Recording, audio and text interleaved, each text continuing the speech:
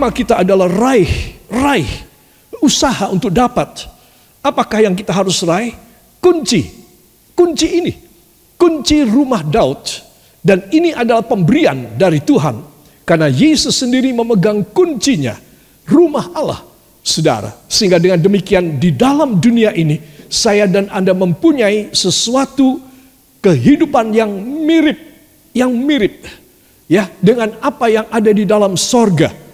Dan saya yakinkan saudara, bila kita meraihnya, kita memegang kunci ini, maka tidak ada yang mustahil bagi kita. Amin. Dan itu betul akan terjadi. Para kekasih, sebuah ayat lebih dahulu kita akan membuka dari Alkitab kita. Dari kitab Yesaya pasal yang ke-22, ayat yang ke-22.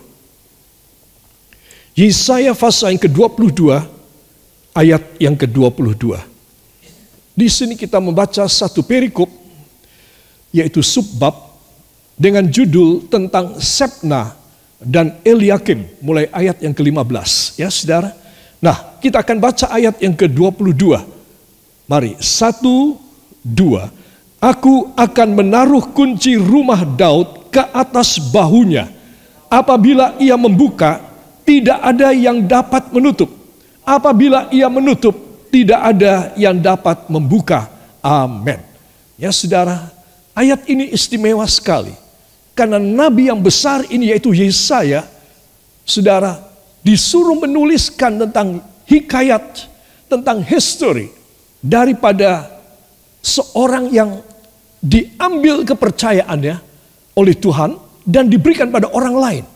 Saudara, tragis ya, sangat tragis bila kepercayaan saya diambil oleh Tuhan, kasih sama orang lain. Kepercayaan Tuhan kepada Anda diambil oleh Tuhan, kasih sama orang lain. Saudara, kita mau menangis, tidak ada gunanya. Air mata tidak ada harganya. Saudara, itu sebab inilah yang saya dan saudara perlu pelajari semasa sisa umur hidup kita. Yaitu supaya kita boleh mendapatkan kunci dari rumah Daud. Saudara yang kekasih, ayat ini istimewa sekali. Karena sebenarnya kunci tersebut ada di tangan Tuhan Yesus. Ya, nah itu sebab kita harus mempelajarinya pada petang hari ini dalam Bible study ini. Kunci rumah Daud itu membuka pintu surplusmu. Jadi rumah Allah itu sorga, saudara. Tetapi di dalam dunia ada pintu rumah Daud. Dan ini adalah bicara tentang kejayaan, tentang surplus, tentang kesuksesan. Saya yakin bukan cuma anak muda, anak remaja yang ingin sukses. Tapi orang yang sudah tua, yang sudah lanjut usia. Siapapun mereka ingin sukses, saudara. Nah, itu sebab saya ingin mengajak semua saudara memperhatikan apa yang tertulis di sini. Perhatikan. Aku akan menaruh kunci rumah Daud ke atas bahunya. Nah, nya di sini bukan Tuhan Yesus. Nya di sini adalah Eliakim. Ya, nanti saya akan jelaskan. Jadi, kunci rumah Daud ditaruh di atas bahunya Eliakim. Apabila ia membuka, apabila Eliakim membuka, tidak ada yang dapat menutup. Hebat sekali. Kok sama persis dengan Tuhan Yesus ya? Saudara, di dalam Wahyu pasal 3 ayat yang ke-7, Tuhan Yesus punya kuasa semacam ini. Kalau aku membuka, tidak ada yang bisa dapat, tidak ada yang bisa menutup. Kalau aku menutup, tidak ada yang bisa membukanya. Loh, kenapa kepada seorang manusia biasa Allah memberikan kuasa yang luar biasa?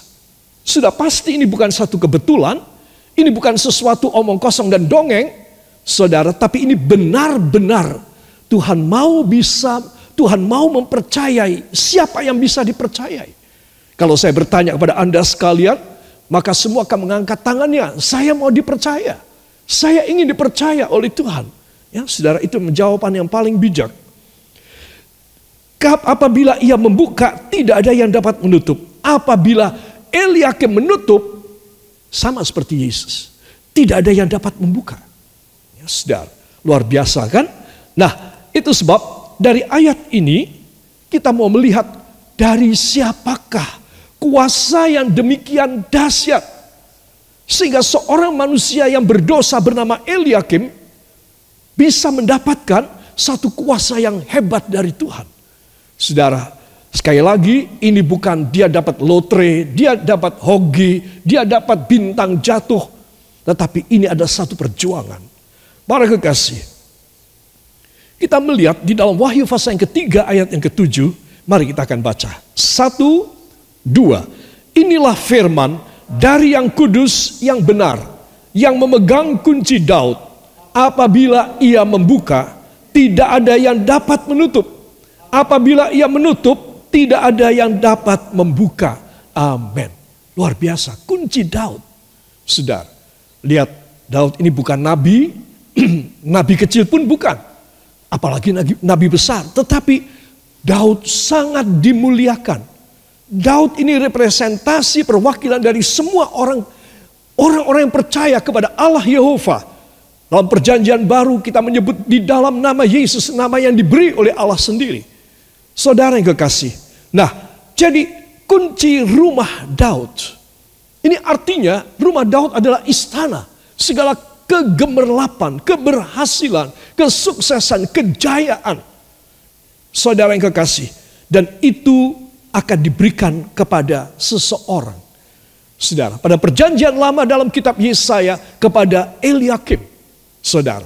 Nah, kita akan melihat nanti betapa kunci ini juga boleh kita terima. Saya harus usaha. Saudara harus usaha. Entah tua, entah muda, entah setengah umur. Kita harus berjuang supaya kepada kita dipercayai. Apabila kita membuka, tidak ada yang bisa menutup. Apabila kita menutup, tidak ada yang bisa membuka. Wah, ini dahsyat sekali. Ya, saudara. Nah, marilah kita akan melihat kunci Daud yang ada di tangannya itu, di tangan Tuhan, diberikan kepada Eliakim, orang yang layak. Saudara, dari Sebna yang korupsi diambil, diberikan kepada Eliakim. Saudara, yaitu kepada Eliakim, katakan, dan kepada saya. Nah, jadi ini sesuatu hal yang istimewa sekali. Tuhan mau memberi bukan hanya pada Eliakim. Eliakim adalah seorang imam. Ayahnya adalah imam besar. Saudara, itu sebab Anda dan saya mengatakan, saya tidak terlalu rohani, saya baru menjadi orang Kristen, baru dibaptis dan lain sebagainya. Saudara, itu tidak masalah. Yang menjadi masalah, Tuhan melihat kita berusaha untuk dapat apa tidak. Saudara, seorang anak sekolah minggu yang masih kecil, atau anak remaja, seorang anak youth, kaum muda, tapi kalau mereka mau menunjukkan usahanya kepada Tuhan, tidak usah tunggu sampai tua atau setengah umur, tidak usah tunggu sampai dia menikah, sampai dia jadi pendeta, tapi dia bisa dipercayai untuk dia mendapat kunci rumah Daud. Saudara, itu sebab sekali lagi saya baca, kunci Daud yang ada di tangannya itu diberikan pada orang yang layak, yaitu kepada Eliakim, katakan, dan kepada saya. Ya, yang kita mau usaha agar kita bisa dipercayai oleh dia. Ya, saudara. Jadi di sini kita mempunyai satu pikiran yang luas. Oh Tuhan, Engkau bukan hanya melihat satu bangsa pilihanmu Israel zaman dahulu saja, tapi juga Engkau melihat kami semua yang bukan Israel. Ya saudara. Itu sebab Allah mencopot Sebna yang korup dan diganti dengan Eliakim yang diberi mandat oleh Allah. Saudara, di dalam Yesaya pasal 22 ayat 15 dan ayat 16a saya akan bacakan tentang Sebna dan Eliakim. Beginilah firman Tuhan, Tuhan semesta alam. Mari, pergilah kepada kepala istana ini, kepada Sebna yang mengurus istana, dan katakan, ada apamu dan siapamu di sini? Maka engkau menggali kubur bagimu di sini. Hai yang menggali kuburnya di tempat tinggi, yang memahat kediaman baginya di bukit batu. Ya, 20-22. Maka pada waktu itu aku akan memanggil hambaku Eliakim bin Hilkiah. Aku akan mengenakan jubahmu kepadanya, jubah Sebna, aku akan pakaikan kepada Eliakim. Dan pinggangmu akan kuikat dan ikat pinggangmu akan kuikatkan kepadanya, dan kekuasaanmu akan kuberikan ke tangannya.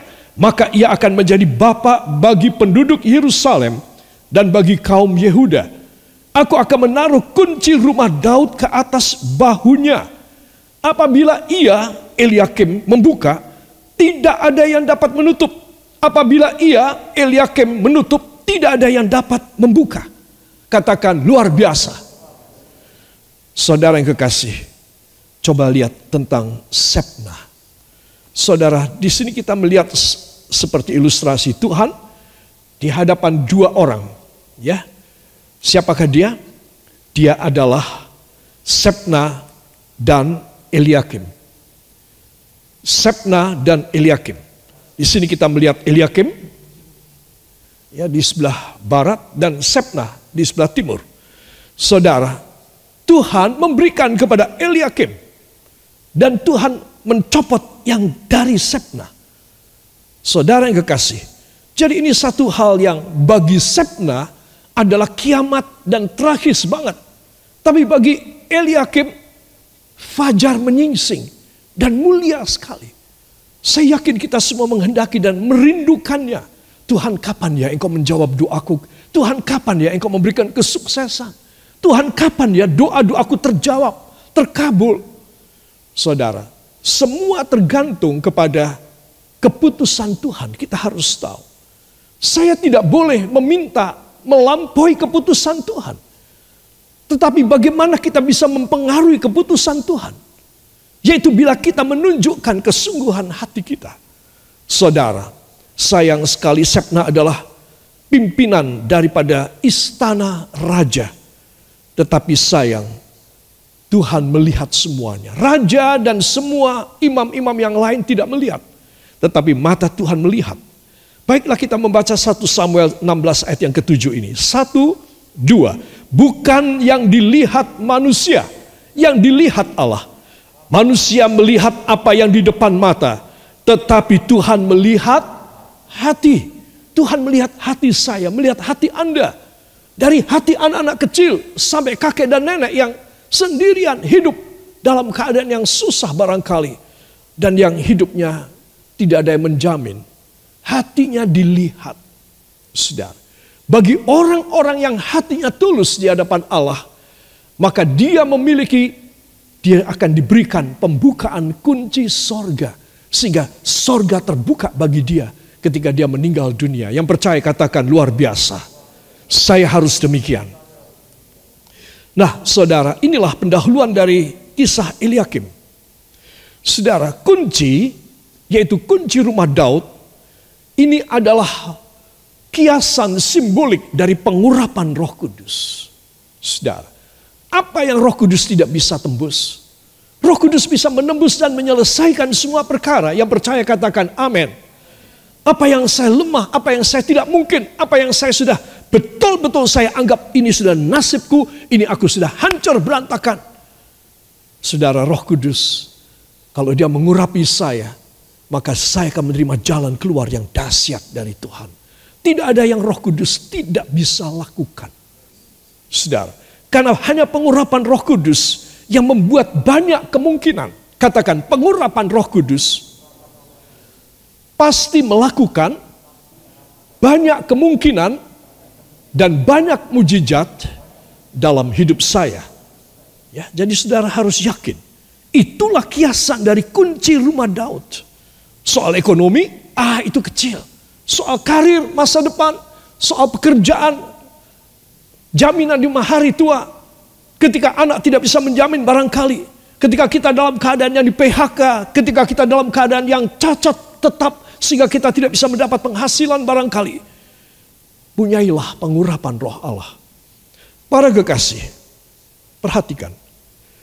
Aku akan menaruh kunci rumah Daud ke atas bahunya Eliakim. Saudara, apabila ia membuka, tidak ada yang dapat menutup. Apabila ia menutup, tidak ada yang dapat membuka. Wow, saudara, kenapa ya kok ditaruh di bahu ya? Kok tidak dibawa? Itu kunci kok tidak dibawa, tapi ditaruh di bahu.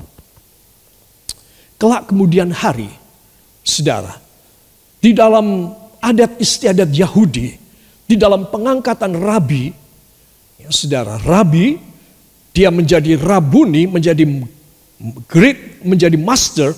Jadi bukan hanya rabi saja, tapi rabuni, yaitu tingkatan yang lebih tinggi. Maka dia mempunyai satu prosesi yang sesuai dengan firman ini. Yaitu dia akan diarak menuju ke sebuah kursi yang besar dan tinggi. Kira-kira di atas podium, tingginya lebih tinggi dari ini. Dan kursinya juga besar, lebih tinggi lagi. Dan dia masuk dari sana dan dia memanggul kunci yang besar.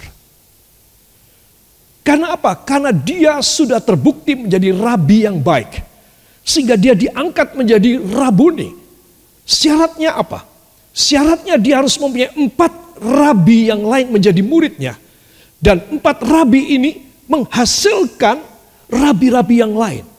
Maka kalau dia mempunyai 4 rabi yang berhasil memuridkan muridnya menjadi rabi juga, maka sang guru ini diangkat menjadi rabuni. Upacaranya adalah dia berjalan diarak oleh rabi-rabi yang lain, memanggul kunci yang besar. Dan dia didudukkan pada kursi yang tinggi ini. Dan ketika dia meninggal, kunci yang pernah di bahunya itu akan ditaruh di dadanya. Saudara. Nah, ini tradisinya. Itu sebab dari sini kita melihat kenapa kunci itu, kunci rumah Daud itu ditaruh di bahunya. Berarti ini adalah simbolik kunci yang besar. Saudara. Dan ini adalah pengurapan Roh Kudus. Katakan pengurapan Roh Kudus. Tidak ada yang mustahil bagi dia. Semua bisa terjadi. Amin. Sebab saudara harus tahu, apabila ia membuka, tidak ada yang dapat menutup. Apabila ia menutup, tidak ada yang dapat membuka. Berarti apa? Berarti segala tindakan daripada Eliakim, pemegang kunci rumah Daud, adalah final. Adalah keputusan yang berkekuatan hukum ilahi. Luar biasa, nggak main-main. Bukan hukum duniawi, bukan hukum Yahudi, bukan hukum Taurat. Hukum ilahi. Saudara, kenapa? Siapa sih yang berani bilang, kalau aku sudah tutup kamu jangan buka ya? Awas kalau buka. Ada orang yang berani, dicongkel dibuka. Meteranya, segelnya. Saudara yang kekasih, tetapi ini menunjukkan pada kuasa ilahi yang ada pada Eliakim. Sehingga apa saja yang dia putuskan, aku mau buka. Ayo buka. Tidak ada yang bisa menutup. Itu keputusan ilahi. Aku mau tutup. Ayo, jangan ada yang bisa buka. Ini keputusan ilahi. Saudara, hebat kan? Seorang manusia berdosa, seorang manusia biasa. Namun mempunyai otoritas ilahi. Katakan otoritas ilahi harus masuk di dalam hidup saya dan menguasai hidup saya. Amin. Saudara harus memilikinya. Saya harus memilikinya. Supaya apa? Supaya tidak ada yang mustahil di dalam kehidupan kita ini. Para kekasih, Yesaya 22 ayat 22 hanya kepada Eliakim. Ya. Nah, rahasia anugerah Allah adalah Sebna, dia seorang yang korupsi kepercayaan Allah, digulung dan digantikan Eliakim. Ya, tadi kita sudah baca. Saudara, pelajarannya Sebna berarti orang yang tidak setia dan tidak jujur. Eliakim adalah ayah dan penasehat. Saudara, beda ya. Seorang yang tidak setia, tidak jujur, dan kemudian Eliakim seorang ayah, seorang penasehat. Ya, saudara, dalam Wahyu pasal yang ketiga, ayat 8 dan ayat yang ke-10. Tidak usah saya jelaskan karena tadi kita sudah menyinggung seringkali tentang menutup pintu. Yesus berkata, kalau aku tutup tidak ada yang bisa buka. Kalau aku buka tidak ada yang bisa tutup. Ya, tidak usah dibaca. Itu isi daripada Wahyu 3 ayat 8 dan ayat yang ke-10. Why Eliakim anak Hilkia, disebutkan Eliakim bin Hilkia. Ya, katakan Eliakim anak Hilkia. Jadi Eliakim tidak berdiri sendiri, saudara. Eliakim anak Hilkia. Jadi saudara mesti tahu bahwa ada susunan garis keturunan. Saudara, ada sesuatu yang menurun kepada dia, yaitu dari ayahnya, seorang imam besar, yaitu Hilkia. Saudara yang kekasih, di dalam 2 Raja-Raja pasal yang ke-22 ayat 4, 7, 8 dan 11, mohon dibuka pada Alkitab saudara. Kisahnya ada di sini. Saya akan bacakan. Pergilah kepada imam besar Hilkia. Ini ayahnya ya. Ayahnya siapa? Ayahnya Eliakim. Ya. Jadi Yosia ayat 1, Yosia berumur 80 tahun pada waktu ia menjadi raja. Berapa? 8 tahun.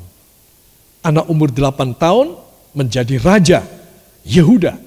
Ya itulah Yosia, anak paling muda yang pernah menjadi raja. Nah, setelah dia dewasa, dia meminta kepada Eliakim. Pergilah kepada imam besar Hilkia. Dia meminta kepada Hilkia, ya ayah dari Eliakim. Pergilah kepada imam besar Hilkia. Suruhlah ia menyerahkan seluruh uang yang telah dibawa ke dalam rumah Tuhan, yang telah dikumpulkan dari pihak rakyat oleh penjaga-penjaga pintu. 7.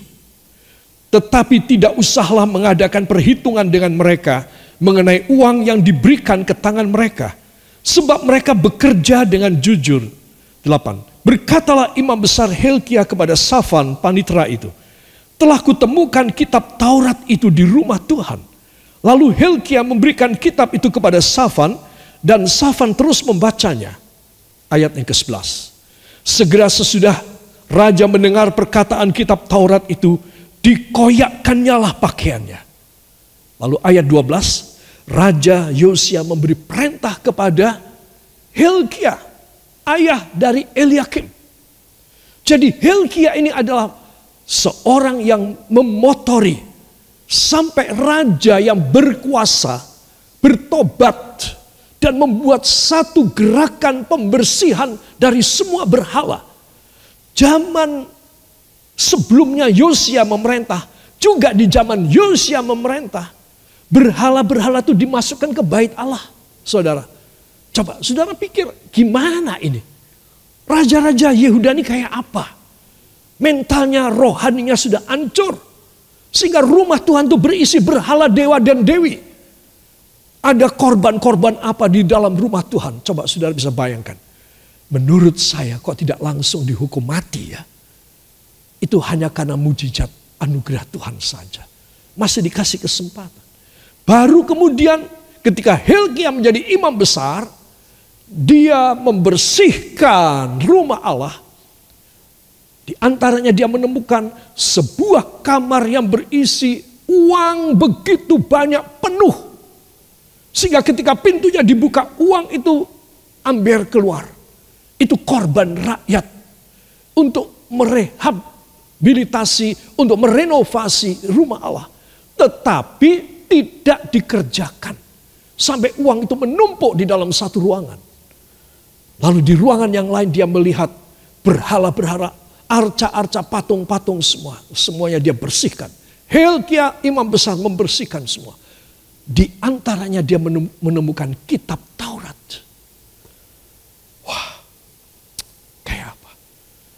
Kitab Taurat itu memang tempatnya di dalam rumah Allah. Tetapi nggak ditemukan. Ketutup dengan berhala-berhala semua. Baru pada zaman ayah dari Eliakim inilah, Hilkia inilah, diadakan pembersihan di semua ruangan di dalam bait Allah. Dan dia mendapat perintah dari Raja Yosia untuk melakukan demikian. Jadi taulah kita, Hilkia bukan imam besar biasa. Dia imam besar luar biasa. Pantas dia mempunyai anak yang hebat sekali. Siapa namanya? Eliakim. Itu para kekasih, saya perlu menuliskan hal ini. Ya, Hilkia memimpin reformasi penghancuran berhala-berhala yang ada di dalam seluruh Yehuda dan juga di dalam rumah Allah. Ya, ini hebat sekali. Ini saudara, satu penyelewengan yang dahsyat sekali terjadi. Para kekasih, itu sebab tidak heran bila Tuhan memakai Eliakim, anak daripada Hilkia, untuk membuat satu perubahan yang dahsyat. Saudara, mungkin kita punya pikiran, aku bukan seorang imam, aku juga bukan keturunan imam, aku bukan seorang yang mengerti Alkitab sampai ngelotok ayat-ayat semua aku hafal. Tidak. Saya pun tidak hafal semua ayat, saudara. Saya belum menemukan seorang Kristen yang menghafalkan semua ayat kitab suci, saudara. Tapi saya beritahu kepada Anda bahwa kepada siapa yang hatinya bisa kelihatan oleh Allah, saudara, seperti Eliakim, hanya seorang imam biasa. Sebna jauh di atas dia. Sebna adalah kepala rumah tangga dan istana raja. Dia menguasai semua keuangan raja, perintah-perintah raja. Dia adalah raja kedua. Tetapi Tuhan melihat hatinya.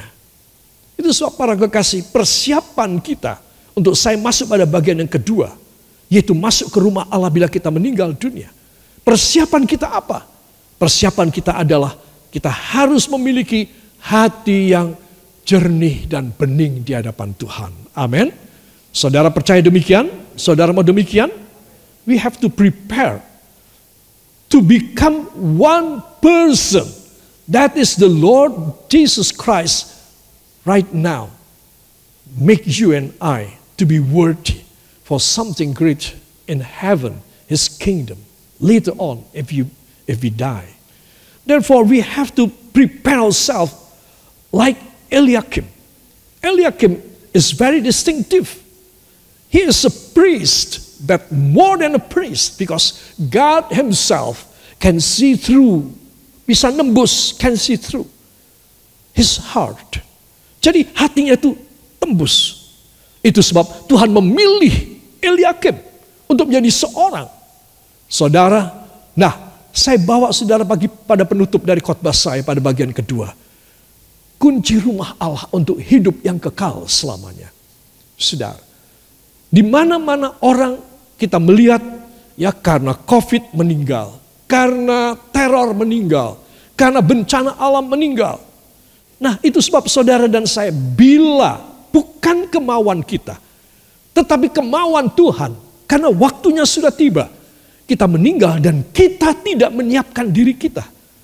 Saudara, the preparedness of our soul, our spirit, inside our body is a very distinctive thing and very important before the Lord. Or we will be lost forever. Kita akan terhilang selamanya. Saudara, itu persiapan kita untuk masuk ke rumah Allah. Itu harus kita mulai perhatikan mulai sekarang. Saya mau tanya, kita mau jadi Sebna atau mau jadi Eliakim? Eliakim. Saudara, angkat dua tangan ucapkan terima kasih kepadanya. Di rumah saudara, angkat dua tangan ucapkan terima kasih. Terima kasih Bapa. Terima kasih Yesus. Terima kasih Roh Kudus. Diberkatilah para kekasih dengan damai sejahtera dan anugerah yang turun dari tahta Allah Bapa, Allah Putra, Allah Roh Kudus. Dan Roh Kudus mengurapi hidup saudara. Kembalikan segala korban pengembalian persepuluhan saudara. Sampai tidak cukup tempat untuk meletakkan berkat Tuhan. Karena engkau menguji Tuhan dengan persepuluhanmu. Diberkati semua korban-korban persembahan yang lain. Baik untuk renovasi rumah Tuhan dan segala macam korban yang lain. Korban kolektor.